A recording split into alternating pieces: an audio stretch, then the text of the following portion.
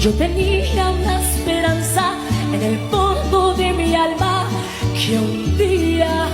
te quedaras tú conmigo, y aún guardaba la ilusión que alimentaba el corazón, mi corazón que hoy tiene que verte como solo amigo. Y aunque viví enamorada y totalmente equivocada, no me importa, porque esto sí fue amor